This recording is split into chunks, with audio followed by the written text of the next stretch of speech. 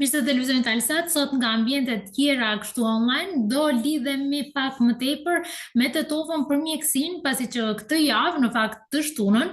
shënohet dita e mos së duhanit, për qenë kështu më të saktë, dhe me mua kështu në linjë direkte është Nevzat Elezi, i cili është edhe vjen nga shoqata e mjekëve shqiptar, mirë po edhe me cilin do flasim pikërisht për duhanin dhe tymosjen e tij. Përshëndetje zotë Nevzat. Ju përshëndes, më vjen mirë që kështu në rrjetet sociale dhe në këtë pamje nga vetura ku parkova për momentin të mund të bëjmë një intervistë në lidhje me këta doampyrësit. Po, në fakt, duampirja trajtohet shumë shpesh. Trajtohet si në aspektin ligjor, a është e lejuar apo jo, si në aspektin mjekësor, dëmet të cilat i bëjnë. Mi po ne këtu do i përmbledhim pak të gjitha, sidomos do flasim në aspektin social. Përse mendoni që tek ne ka shumë tymose duhan? Po interesant është veçanërisht me na shqiptarët. Mhm. Kam lexuar një artikull nga një studius i rrjedhave shqiptare, një Gjermanit. Dhe thanë se shkronte në atë artikull se shumë të mirë janë, shumë të sjellshëm, jetojnë në kombinim me jetën dhe me natyrën, por janë shumë duhanpirës janë.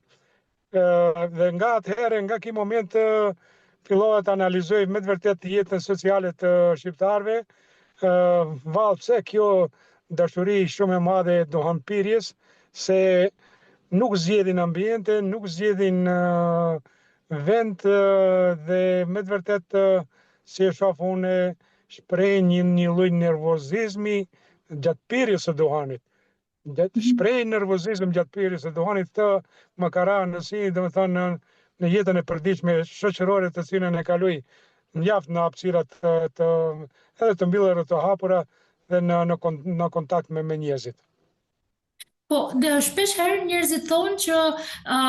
ma heq stresin duhani. Sa ka të vërtet në këtë, si në aspektin mjekësor, po edhe në aspektin social?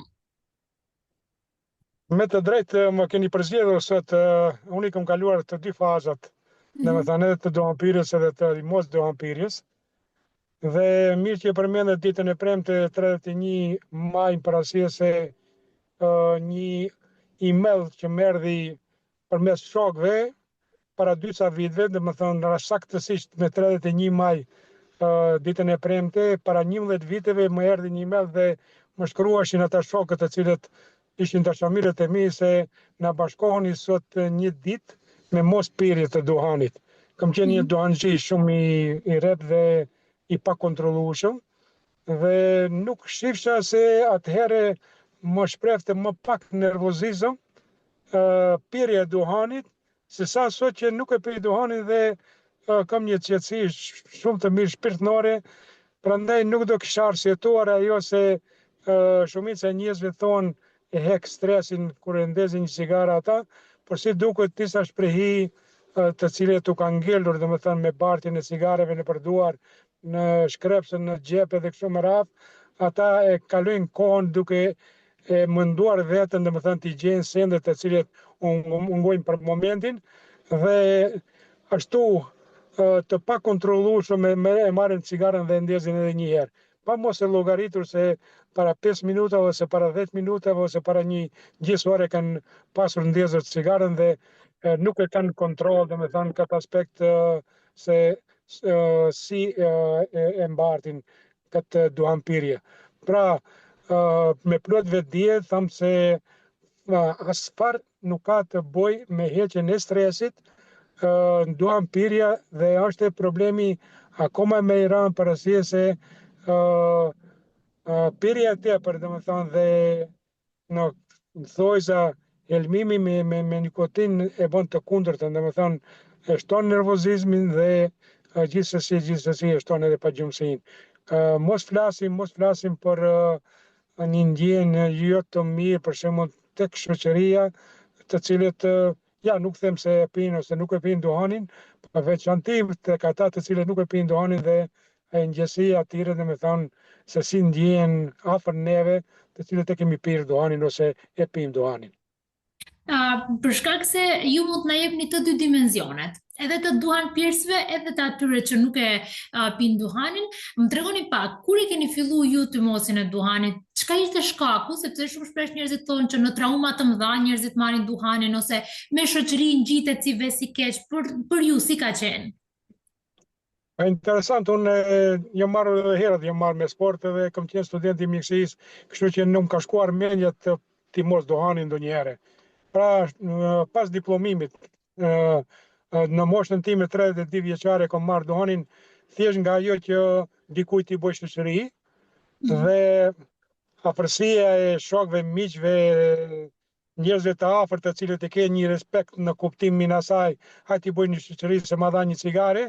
Tek unë kjo ka vendosur, do me thënë që u bëna me mik me një ndompirës shumë kështu të ashpër në kuptimin asaj të konsumimit të shumë të shpesh të cigareve.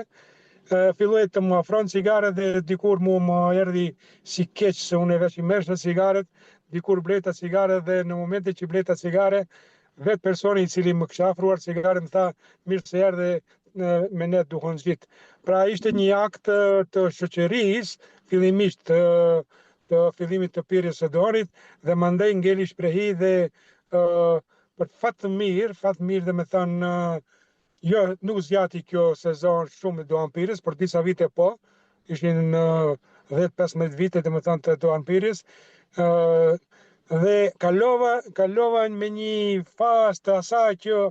me të vërtet nuk e kisha në kontroll pirjen e duhanit, përveç se kur e bleta veturën, do me thënë të re, atëherë fillova mos e ndezi cigaren brenda në veturë, do me thënë këtu e kisha kontrollin. Në çdo vend tjetër i kisha të pakontrolluar pirjen e duhanit dhe shpesh parasysh se kam pas edhe funksione publike, qofshin sekretar komune, qofshin si ish dekan, qofshin në Ministri të Shëndetësisë, vizitore që më vishin në zirën ose kur kisha takime zyrtare,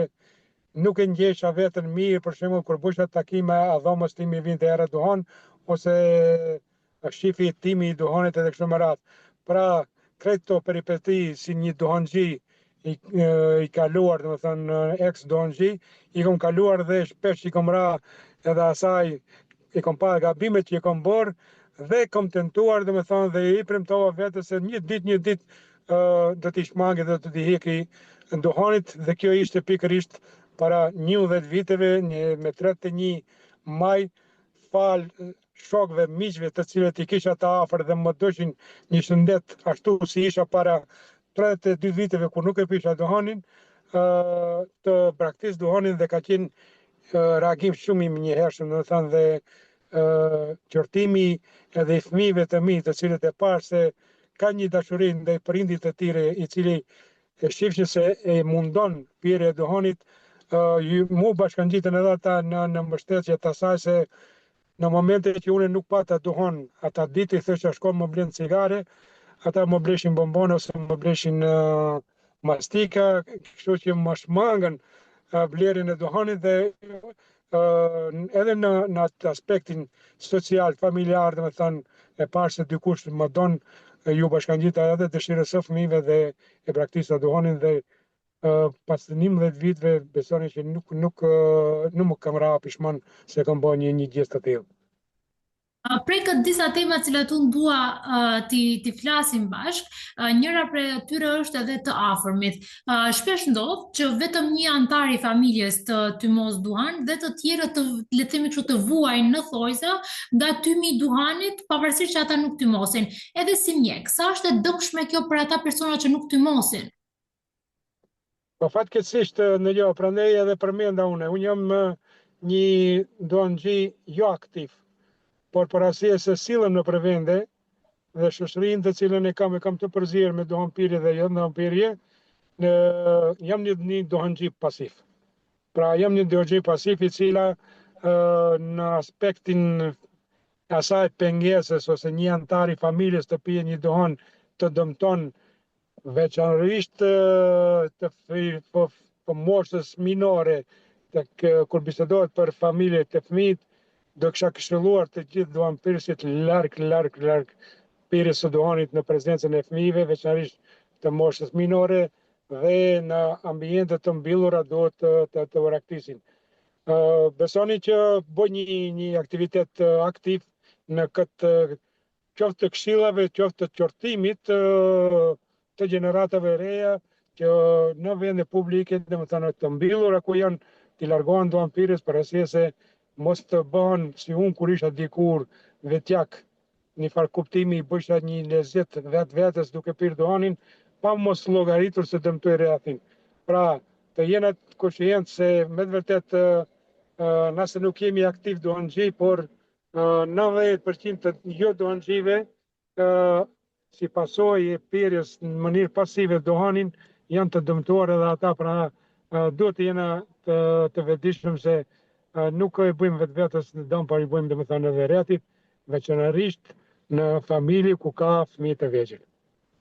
Diçka tjetër që prekët është që pas një dekade e gjysmë pothuajse ju lat duhanin edhe tashmë për 11 vite nuk e konsumoni të njëjtin. Më thoni pak, sepse shumë duanxhi thonë po tentojnë, mirë po nuk mund ta lë duhanin, nuk po munden pa të. Sa ka qenë e vështirë për juve? Ditët e para jo të vështira, se në të kuptimin që thona ne jemi të fesë muslimane, shembull edhe thona do ta bëj një jetë sot do ta mbaj ditën e Ramazanit edhe deri mbrëmje nuk pim duhan. Pra ditët e para nuk ka qenë. Edhe kjo ishte aspekti psigjik i lënës së duhanit, domethënë e kontrollojsha në vetdijen time që mos e ndezi cigaren. Mirë po, është vërtetuar se duhanpirja nuk është vetëm një varësi psigjike, por është edhe fizike. Pra ajo nikotini në brendit të gjakut, domethënë në serumin e tij e bën të vetën të jep edhe varësi fizike. Pas 4-5 muajve deri në 9 muaj kam pas vështirësi shumë të mëdha, në kuptimin e asaj se kisha nevojë, fillova pak mbi pesh, se kisha një kujdes, më kishin këshilluar kolegët e mi, shokët e mi të cilët paraprakisht kishin lënë duhanin dhe kishin shtuar mbi pesh, në këtë aspekt mbajta shumë kujdes dhe nuk e bëra, mirë po 6 deri në 9 muaj të atyre kisha domethënë në kuptimin asaj se do të paraqitet nevoja, pagjumësia, prekja në përgjepa, duhet të shprasta diçka, por pata kujdes që mos të marr diçka tjetër, të shtoj një shprehi të cilën mandej të duhesh ta lë. Pa nuk më mora diçka të kem në përdor, të ha ambëlsira, të konsumoj bonbon ose mastika, kështu që u largova dhe kësaj, thjesht vendosmëria ishte ajo që është krejt që duhet ta lësh duhanin. Pra duhet të jetë shumë konshient, domethënë shumë i vendosur njeriu dhe nuk e bënte shumë varësia fizike që të kishte probleme shëndetësore. Pra tek une në këtë kuptim nuk pata ndonjë ata. Shpesh e përmendin edhe këta të cilët largohen, por sigurisht edhe endokrinologët se mund të ndodhë paraqitje në një smundje sekundare në kuptimin asaj dikush diabeti, dikush alkoolizmi edhe kështu me radhë, domethënë, po fare nuk ka të bëjë me këtë, lirisht ju kisha këshilluar të gjithë ata të cilët e bëjnë një hap dhe do ta kisha përmend edhe 31 majin ditën e jo duhanpirës të bëjnë një hap dhe të tentojnë të shohin se nuk është vështirë të lejnë duhani. Pra, vetëm ka ungëllësia dhe me vetë dije kur ta bën një gjë njeriu e të kalon çdo vështirësi të cilën mund ta hasë gjatë të lërjes së duhanit. Ju përmendët varësinë fizike dhe varësinë psiqike dhe thatë që është vërtetuar që duhanpirja i sjell të dyja. Sa mendoni që ne jemi si popullatë vetëdijshme për pasojat që duhani sjell dhe a e konsumojmë duhanin duke i ditë tërë këto pasoja? Nuk jemi, me vërtet popullatës së gjerë, veçanërisht të gjeneratave të reja, duhet në për shkolla fillore gjithsesi, por edhe në shkollat të mesme ku vetëm fillojnë të pamvarësohen këta persona, duhet të mbahen disa legjerata në orë të klasës ose në detyri shoqërie që e kemi ne dhe sa të jetë mundur të mbajmë larg fëmijëve këta. Po me vetëdi ne e dëmtojmë veten, me vetëdi him në këndvarshmëri edhe fizike edhe psiqike, pa mos e kontrolluar një gjendje të tillë. Unë ju vërtetoj se dikush thotë nuk ka dhe një varësi ekonomike, po gjithsesi tani më parësirë se pirjen e duhanit shoqëria e zën si një luks dhe çmimet janë të larta dhe me një rrogë mesatare të Maqenisë, çdo kush nuk mund të pije duhan, kështu që gjeneratat e reja veçanërisht marrin duhan ose cigare të cilët janë jo kualitative dhe këto akoma më tepër i dëmtojnë shëndetin e tyre. Prandaj shumë duhet të kena kujdes në këtë aspekt, domethënë që rinin ta mbajmë larg duhanpirjes dhe edhe masa preventive të kjo popullatë e reja, domethënë duhet të bëhen atë aspektin. Nuk mjafton të kena foto ne vetëm në pakot e cigareve se ajo sjell vdekjen, ajo dëmton dhëmët, ajo domethënë por duhet të vendosen edhe në programa shkollore të vendosen një edukat rreth asaj të duhanpirjes, por gjithsesi edhe të veseve të tjera, siç është alkooli, droga dhe kështu me radhë. Definitivisht. Ne përmendëm pak më parë që një numër shumë i lartë i njerëzve që jetojnë, ose shqiptarëve, le të themi kështu në përgjithësi, e konsumojnë duhanin, por gjithashtu diçka që po paraqitet çdo ditë më shumë janë këto format e reja, siç është shisha, vaping, këto format e reja dhe në fakt studimet po tregojnë që edhe këto janë shumë të dëmshme. Sa mendoni që po bëhet trend kjo, sikur nevoja për të shfaq në vend se për të pirë duhan? Po, është e fakt, është se nga ajo që ne ti largojmë njerëzit nga pirja normale e duhanit, dhe me thënë të japëm disa metoda të reja, jo të dëmshme ose kështu me radhë, por është vërtetuar dhe me thënë se të gjitha këta janë të dëmshme, mund t'i hikim në atë aspektin mjeteve materiale kancerogjene që i ka letra që i mbështjellë cigaren. Në këtë aspekt mund të hikim, po jo edhe përmbajtjeve të tjera të cilët i kanë të gjitha këto llojet e ndryshme të pirjes së duhanit. Pra, rreziku ekziston edhe me këtë lloj të pirjes së duhanit. Nuk mund t'i hikim rrezikut dhe dëmtimin e shëndetit. Po të ktheheshit në kohë, a do ta fillonit cigaren edhe një herë? Pare, kur, dhe më dhash Zoti që të lakmohem. Ka njerëz të cilët më afrojnë, ka lloj cigaresh të mira, ka lloj atraksionesh të cigareve, ka momente ndoshta edhe të gëzimit, po edhe të hidhërimit, po fare kur nuk mund të kishte shku mendja t'i kthehem cigares dhe e i këshilloj të gjithë ata të cilët